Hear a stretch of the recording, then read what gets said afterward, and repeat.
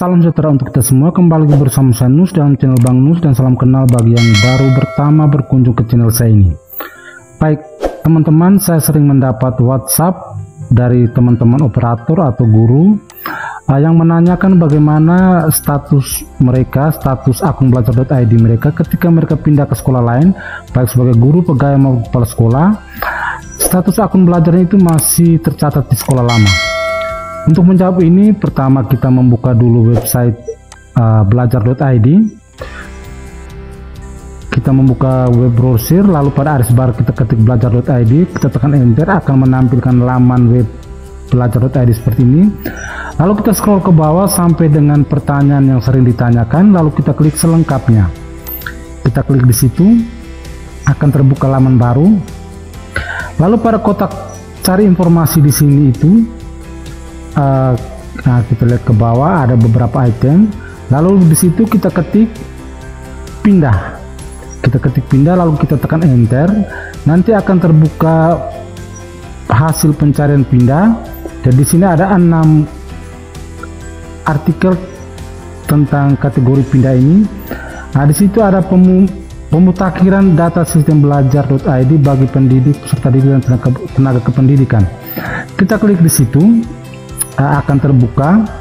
Nah, ini penjelasan pemutakhiran data belajar.id bagi pendidik, peserta didik dan tenaga kependidikan. Baik teman-teman yang belum like, subscribe, tolong di like, subscribe untuk memberikan semangat bagi saya membuat video-video selanjutnya. Lalu kita baca keterangan di situ bahwa intinya akun belajar.id ini akan tersinkron secara otomatis dengan Dapodik sejak bulan Juli 2022. Tujuannya itu sinkronisasi data pada sistem belajar.id dengan data yang tersedia di Dapodik secara berkala. Jadi email ini akan berpindah secara otomatis kalau guru, pegawai atau kepala sekolah pindah sekolah. Yang penting di sekolah baru sudah melakukan sinkron dan sekolah lama sudah mengeluarkan data PTK tersebut dan kemudian sinkron. Nah, ini beberapa kategori yang mengalami perubahan sejak Juli 2022, termasuk pendidik, tenaga kependidikan atau admin. Pendidik dan tenaga kependidikan ini termasuk juga kepala sekolah. Lalu kita klik di akun pendidik dan tenaga kependidikan berubah karena mutasi. Jadi kalau teman-teman guru, kepala sekolah yang mutasi, silakan baca artikel ini bahwa akan ada notifikasi ke akun belajar.id kita bahwa kita sudah mengalami pemutasian data dari sekolah lama ke sekolah baru. Nah, contoh email notifikasi itu seperti dirilis oleh laman belajar.id ini. Jadi kita akan dapat email notifikasi. Silakan buka email belajar.id milik kita, lalu akan ada notifikasi seperti itu, pemberitahuan bahwa kita sudah berpindah. Sekarang kita klik back, lalu kita scroll ke bawah. Nah, di situ berapa lama perubahan data Dapodik akan dilaksanakan ke akun belajar.id. Dari sinkronisasi data secara otomatis akan dilakukan secara harian. Yang penting Dapodik sekolah lama maupun sekolah baru sudah melakukan sinkron, maka itu juga akan sinkron juga ke website belajar.id. Lalu bagaimana jika kita tidak mendapat notifikasi? Seharusnya kita mendapat notifikasi. Di situ kita pastikan Dapodik berubah sesuai dengan status Anda saat ini. Jika tidak notifikasi yang masuk, maka kita klik tombol butuh bantuan di website belajar.id. Jadi kalau kita sudah pindah, sudah sinkron Dapodik di sekolah lama maupun sekolah baru, namun email notifikasi belum muncul, maka silakan kita melakukan tombol bantuan. Kita buka lagi laman belajar.id. Ini laman bantuannya, tinggal kita turunkan ke bawah. Nah, di situ bantuan di pojok kiri bawah. Nah, sebelumnya kita perlu baca keterangan bahwa tombol bantuan ini tidak setiap saat terbuka. Dia hanya terbuka dari Senin sampai Jumat hari kerja pukul 9 sampai 17 waktu Indonesia Barat. Tidak termasuk hari libur nasional. Berarti kalau hari libur, tombol bantuan ini juga tidak aktif. Jadi dia hanya aktif jam 9 sampai jam 17 waktu Indonesia Barat dari hari Senin sampai hari Jumat. Selain itu tombol bantuan ini tidak muncul. Oke, sekarang kita klik kembali. Jika Anda sudah mendapatkan itu, silakan melakukan klik di tombol bantuan jika tidak mendapatkan email notifikasi. Nah, di tombol bantuan itu silakan kita memasukkan alamat email kita, email pribadi kita. Silakan kita masukkan di situ di alamat email. Kita ketik alamat email pribadi, lalu kita masukkan perihal. Misalnya perihal di sini kita ketik pindah sekolah, lalu kategori pesannya itu silakan kita pilih di situ sesuai dengan keadaan yang kita alami. Bahwa kita pilih saja beberapa kategori di situ. Ada kategori yang menyatakan bahwa kita pindah sekolah namun data belum terupdate. Nah, ini perubahan itu.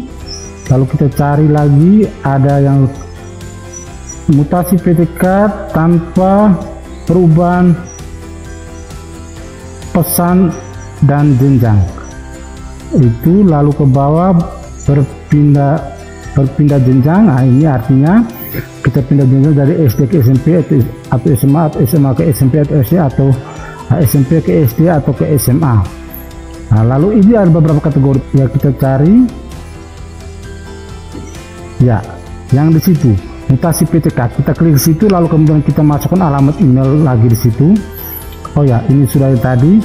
Kita scroll ke bawah, lalu tipe pengguna, misalnya pendidik atau tenaga pendidikan atau kepala sekolah. Di sini saya ambil contoh kepala sekolah yang pindah namun masih tercatat di sekolah lama. Lalu kita masukkan nama lengkap kita, lalu masukkan email pribadi seperti yang kita masukkan di atas itu. Kita masukkan lagi di situ. Setelah itu kita masukkan email belajar.id, lalu NPSN sekolah lama, lalu nama sekolah lama sesuai dengan nama di Dapodik, di NPSN Dapodik sekolah lama. Lalu kita masukkan jenjang. Sekarang kita di jenjang mana? Ya, jenjang sekolah sebelumnya, misalnya jenjang SD, lalu nama sekolah, nama sekolah baru, dan juga NPSN sekolah baru. Nama sekolah ini usahakan sesuaikan dengan nama yang ada di Dapodik. Lalu kita masukkan NIK kita, lalu provinsi, kabupaten, lalu di deskripsi itu kita menjelaskan permasalahan yang kita alami. Nah, saya ambil contoh di sini, misalnya saya tulis pindah sekolah dari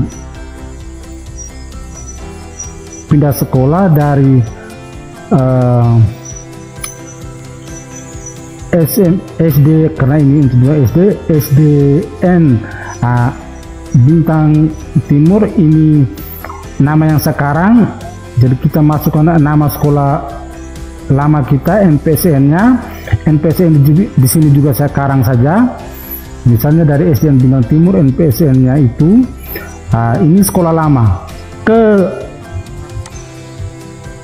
SDN 1 Kota Baru, nama sekolah dan NPSN sekolah ini juga saya karang. Yang penting kita menulis nama sekolah lama dan NPSN-nya, lalu pindah ke nama sekolah baru NPSN-nya. Nama itu sesuai dengan nama yang ada di Dapodik. Nama sekolah itu sesuai dengan nama yang ada di Dapodik. Lalu setelah mengisi itu kita ketik, namun data saya masih tercatat di sekolah lama. Nah, jadi itu permasalahannya. Lalu lampiran yang tidak perlu, setelah itu kita klik kirim. Setelah kita tekan tombol kirim, silakan periksa notifikasi di email pribadi kita maupun email belajar.id kita. Kita periksa di email pribadi maupun di email belajar.id apakah pesan kita sudah terkirim ke admin belajar.id atau tidak.